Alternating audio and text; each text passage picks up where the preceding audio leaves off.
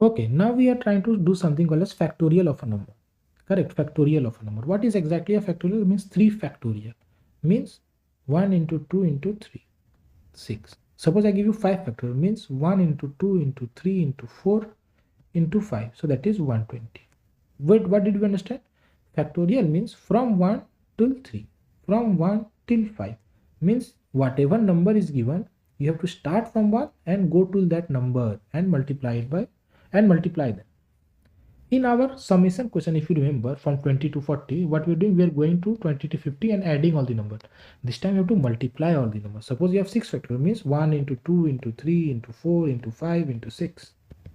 And the factorial will be something called as 6 plus 720. Correct. Also try to understand one thing.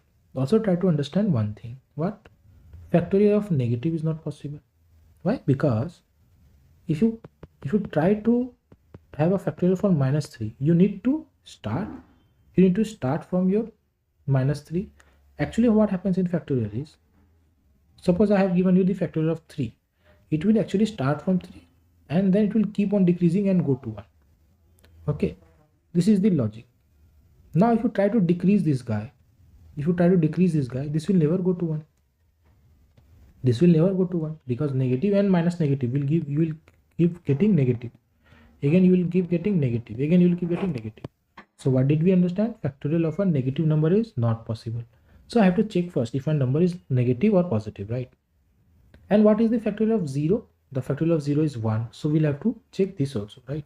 The factorial of 0 should be something called as 1. Okay. So we have to handle this case as well. Okay. So once we start writing program, what we will do is, see, we'll take our program public class fact. Okay, public static void means suppose I have to take a number, I am taking the number here and I have to find the factorial. So for factorial finding, I'll take one f variable and put it as 1. Why do I put it as 1? Watch the previous video. You'll understand. For the factors program, I had told you them. Not in the factors program, most in the sum program. Why I'm putting it as 1? Because if you multiply anything to 1, its value will not change. If you are taking sum, then for some variable you have to put it as 0 always. Okay. So I understood with my logic. First of all, what did I understand? If my number is less than 0, then simply I will say system.print, but I will say factorial not possible of negative number. These things are missed, okay, in your school as well. So if you put this, then what we can check? Else if my number is equals to 0. If my number is equal to, simply I will print factorial of 0 is equals to what? 0. 0 equals to 0. Cool. Now if these things have been done, then we can possibly check, because my number is now positive. We know that my number is positive for sure. Now I can check for int I equals to, you will actually try to understand here. Okay, I'm not trying to make it complex for you. Try to understand the logic of factorial is, from that number you should go to 1, from that number you should go to 1, and you should multiply each number. Okay, so you have to go from that number. So your starting point will be from the number and you have to go till 1. So it will be I will be greater than equals to 1 and it will be I minus 1. So you should also understand how to write opposite. Okay, see, there is no problem if you write this line also. Okay, you can write this line also. There is no issue, there is no harm in writing this line also. For int I equals to 1, I less than equals to n, I plus plus, both are perfectly fine.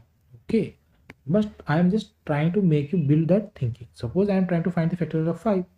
So 5 will be greater than equals to 1. Yes, it will come inside, it will multiply 5, then it will multiply 4, then 3, then 2, then 1. Correct. Similarly, if it is from 1 to 5 you go, the answer and at the end will be same only, right? Only the change is this greater than, this becomes smaller than, this becomes minus minus, right?